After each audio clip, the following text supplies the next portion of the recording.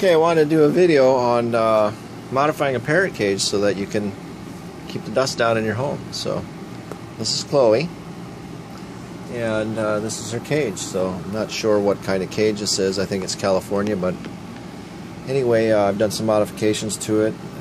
Had Chloe about 5 years. We've recently moved, so she didn't like the move and started picking her feathers. So I wanted to add in a light. She used to have a poop pan up here, got rid of that. It's actually down here.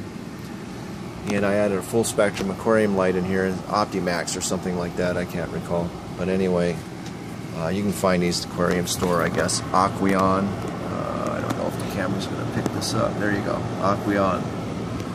And that has a timer in it and a remote control. Really cool light. I think this is a 36-inch.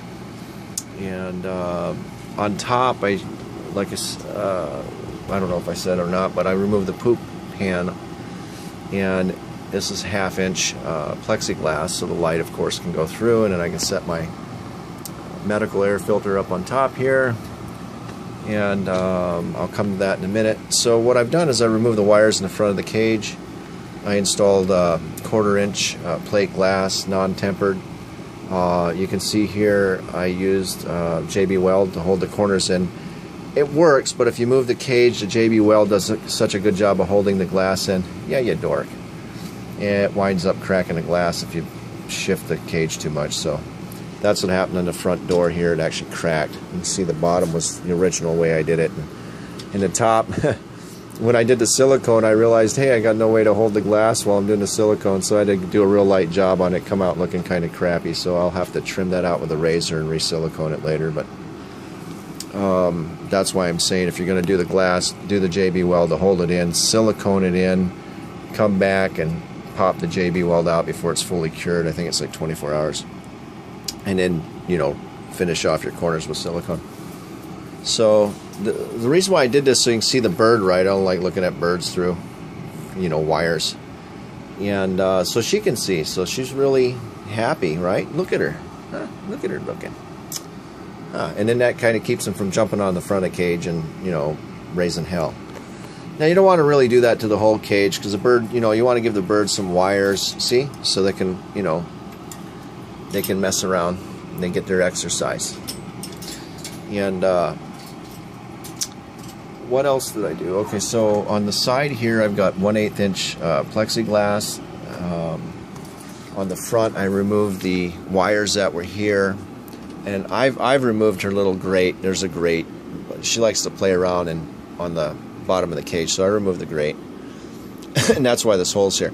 If I ever want to put it back in, I can. And it's just some plastic that was secondhand that I used. JB Weld again. And on the side, so if you look here, this is 1/8-inch plexi, and I used Velcro to hold it on the outside of the cage, right? So I was thinking about doing the whole thing in glass, but then she wouldn't be able to crawl around in the cage, and I wanted to give her that ability still. So what I'm doing, so the whole cage is encased, it's all enclosed, right, in plexiglass, see? Same with the back. But she's got ventilation here, right? Here, here, and of course here. And it's not, you know, it's not that airtight, right? And then I've got this air filter on top, and what I did is I used a heat gun, and I took an 1/8-inch piece of plexi and formed it to the curvature of the filter here, and then installed a takeoff there. That's still drying, and I've got 1.5 discharge pipe, which is going down into the side of the cage there. I've got another hole in the plexiglass that's on the bottom with another takeoff, so that what's going on is I'm drawing air off that bottom corner, right, and that's going up the pipe into the filter, see? And it's not a lot. You don't want to put a lot of air going through the cage. You don't want to draft your bird, give them pneumonia. That's the end of your bird. So just a little bit. I blew some smoke in there, and it took about 30 seconds, a minute for it to go down in the pipe. So it's working, and it's not, you know, there's not a lot of volume of air going through there really, but just enough so when she, you know, starts flying around and doing her thing and going nuts, then all that bird dander is going to go down into the pipe, up into the filter, and be trapped by that Filter Queen Defender there. It's a Class 2 medical air filter. And those are about 5 times better than a hospital HEPA filter, so I ain't got to worry about anything coming out of that machine but clean air. And I don't know if I brought up the Aqueon or not. This is the second attempt at this video because my phone froze. But anyway, this is an Aqueon, if I didn't already bring it up. Full spectrum aquarium light, 36 inch. And that has a built-in timer. Very nice light. I mean, very nice. Timer and remote control. So we're lighting her up so she's got plenty of light, and she's got fresh air, and it's filtered. That also is a lot healthier for the birds, so she's not, you know, when they go nuts and jumping around their cage and flying around, flapping, they're not breathing all that dander back into their lungs. So it's going to go right down in that pipe, right up in the air filter, and get trapped by the air filter. Oh, curtains from IKEA. You can see what I did here. So I use JB Weld, or no, PC7. So if I want a stronger bond, I use PC7. Tap the cage, PC7 this, put screws in there. And what I like about this curtain, of course, see, I can put her to bed, is that it's curved. See, there's a curved piece that you can buy. It's like rubber with a spring in it, right?